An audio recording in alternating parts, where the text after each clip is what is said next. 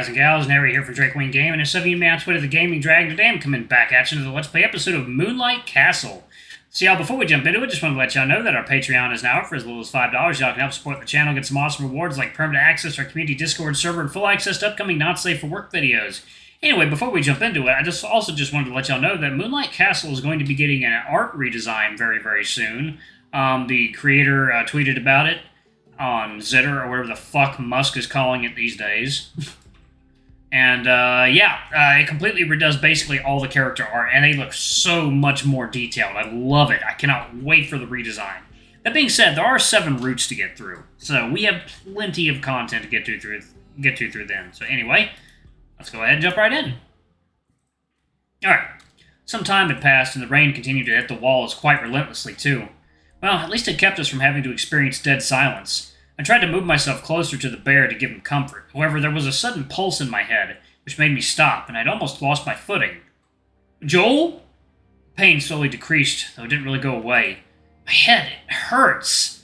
I could still feel the pain in the back of my head. It seemed like it was starting to charge itself up to beat me again. You better not catch a cold or a fever. I think we're stuck here until the rain stops. It's slowly going away, though. I think I'll be fine. It's like the stress has been piling up on you. Take it easy, okay? It was so sudden, though. Was it a migraine? I've never felt anything like it before. I don't like to say this, but I think we should move away from the entrance. Let's find a warmer place for you. Maybe we can get you into one of the rooms. Not gonna lie, a bed would be really nice. I doubt we'd find something like that, but hey, you never know. As he finished saying that, I suddenly became tired. I felt as if my energy was being sapped. I clung onto him, and he just carried me gently as we made our way to one of the hallways. I focused my mind on fighting off the cold air and the pain and stopped paying attention to our surroundings. Ryan turned on his phone's flashlight, and there wasn't enough moonlight for him to see around the hallway due to the rain clouds. I feel useless, he sighed. You're fine. If we still had Blake, he'd be able to start a fire for us so we could warm you up. The bear's body was already doing plenty of the warming, though I'd never say that. Soon afterwards, Ryan made a stop in front of a door. I had no idea how long we'd been walking. Though, if we were only looking to get away from the entrance, any room should work just the same, shouldn't it? Weird. Is it locked? I saw him fiddling with the handle. It seemed whatever he was doing wasn't working at all. This place is supposed to be abandoned, right? I nodded. There were enough signs telling us that nobody had been here for a long time. Even the floor was so dusty that all of our footprints were visible. If there was anybody else here, we'd have noticed. You expect all the doors to be unlocked? Ryan pressed his body against the door and pushed it, increasing the power each time. However, it was without success.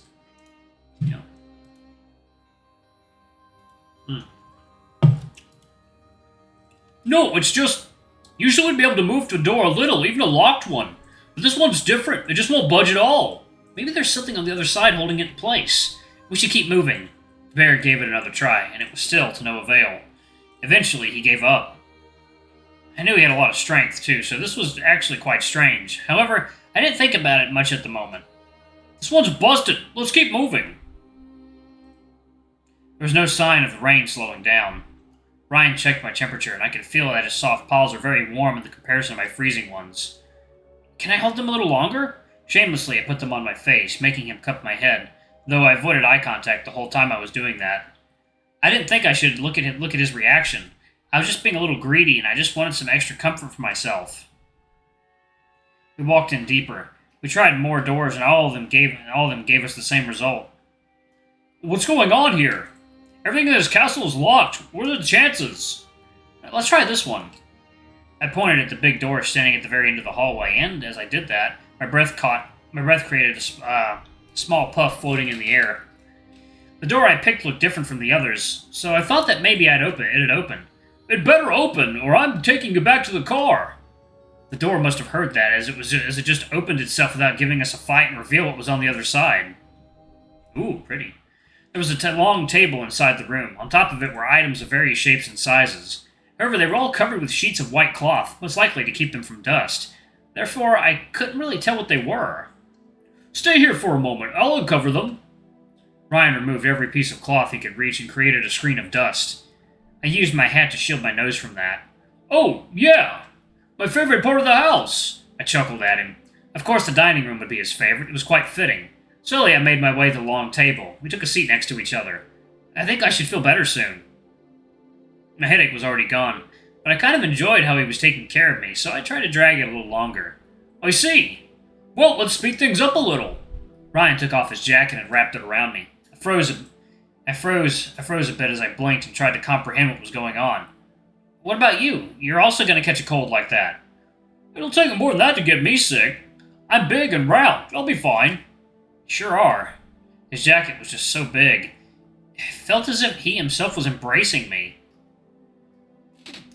Our eyes met, and I was blushing. I could smell the scent of pine coming off his jacket, and his warm smile was something else. My temperature was rising all the way to the top. Embarrassed, I shifted my eyes to stare at my feet. Feeling any better? Yeah, I'm good now. You should take your jacket. All right.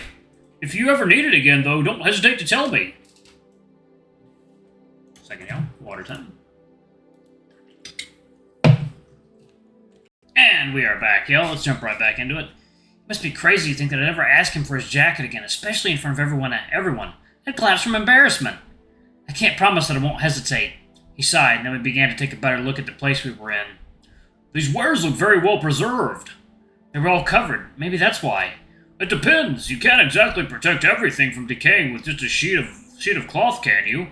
Besides, they look kind of brand new. I shrugged, as I didn't think there was really an explanation. Maybe we should check around the room first.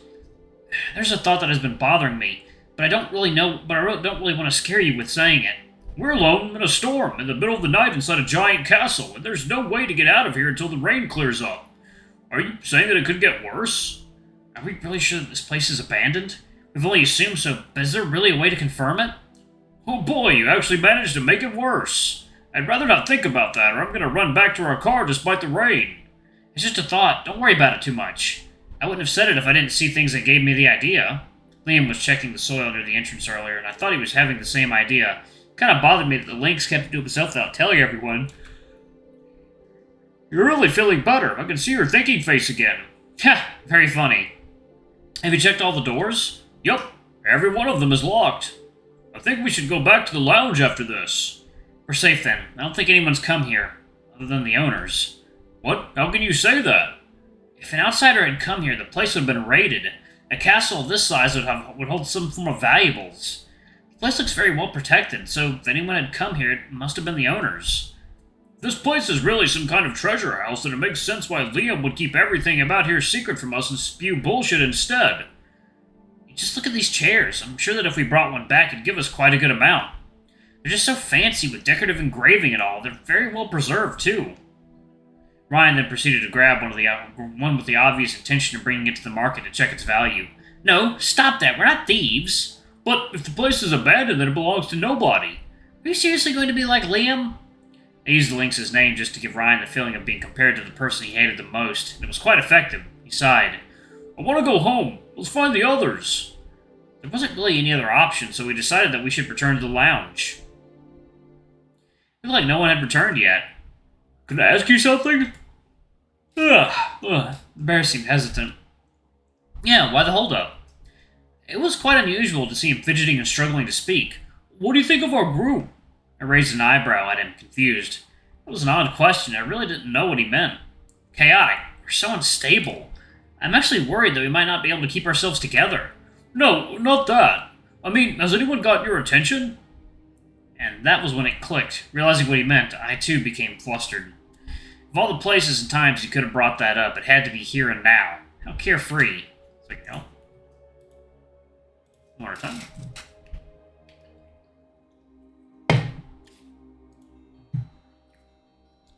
I wanted to hide my hat, but that would give it away to him. That I, in fact, had my eyes on someone. You should know better than anyone that I can't let myself get too close to anyone, even if I like them. I'm not allowed to listen to my heart. The last thing I need right now is my family finding out I'm dating another man. Is he still harassing you? It's not that simple. Ryan put his paw on my back, put his paw on my head. It was so big that he was able to grab my whole head with just one hand. Just remember that no matter what happens, I'm here for you, okay? I want to help you. Just give me the words, and I'll be there for you.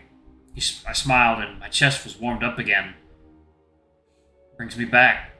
Yeah, I still think about it all the time. It was so embarrassing, though. I didn't really phrase it properly, did I? Maybe.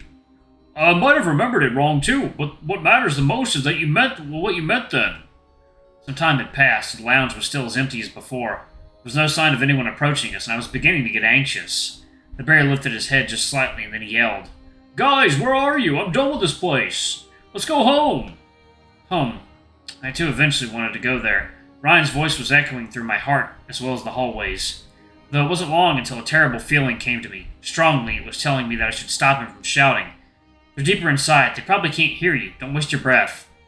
And then, the pain began to hit my head. But this time it was weaker than before, although it wasn't pleasant having to tolerate it. I was able to hold myself together. What's your plan now, then? Are we going to just sit here and wait for them? No, I'd rather go after them, but without calling their names. I want to keep a low profile. Why? I pointed at the stairs. Only a pair of them had retaken those. Ryan didn't take long to understand what I meant. I'd rather not look for Liam. I'd take anyone, even Dylan over him.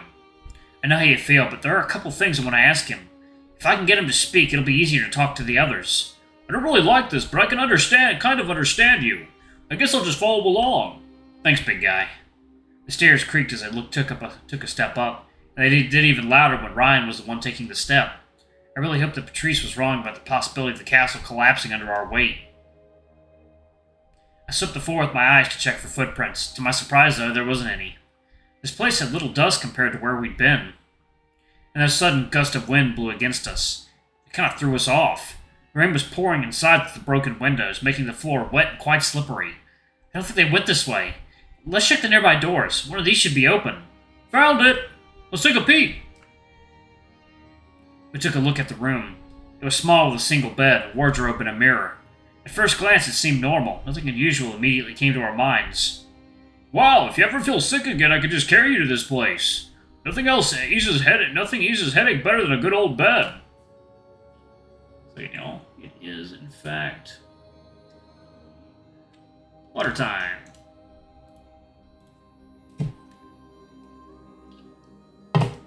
Alright. The room is weird. How? I'd say it looks pretty comfy. Think about the state of that dining hall. Nothing there matches anything here. Maybe the rain helped to keep this place clean. I guess, but I still feel like something is missing. Ryan placed his finger on my mouth and stopped me from talking. Oh, I was a little confused, but my ears picked up a distant voice. It seemed the voice was coming from the same floor, and immediately I tugged Ryan by the shirt to prevent him from going to check back there. However, the bear was just too big for me to hold down. He simply dragged me along and opened the door on the other side of the room, revealing yet another dark hallway. At the end of that hallway, there was a faint light similar to one from Ryan's home. The voice I heard became clearer to me. I was relieved when I realized whose it was. We approached the source and took a peek from behind a corner. Oh, are ya? Of course I'm mad at Clyde. Why wouldn't I be? It seemed we heard what we weren't supposed to hear, though we still couldn't see anything in the room other than their light. Why, among the whole group, he was the only one that showed any sign of concern for you. I thought so too, until I realized what he was after. It reminded me that people never change. Everyone's just always up to something. I wanted to leave, but I was scared of making noise. Ryan, however, seemed very interested in what they were talking about. The bear shushed me a few times. I took a step backward and kicked a rock by mistake. Did you hear that? So you know. I'll pause it right there. Alright, thank you all so much for watching. Don't forget to like, comment, subscribe, ring that notification bell, and check out our Patreon if you can. It always helps. Anyway, before I go, I'm going to give a quick shout out to our lovely bronze tier patrons. Thank you all for all you do for the channel. We greatly appreciate your support. And thank you to our silver tier patron, Cade Silvermoon. Thank you so much for going a bit above and beyond. It's greatly appreciated. And thank you to our gold tier patron, Amr. We love you. You're awesome. Thank you for subscribing to our ultimate tier. Anyway, if y'all want to get your names in the credits and get access to our not safe for work content, it's as little as $5. Anyway, I love you all, and I shall see y'all in the next video. Bye-bye!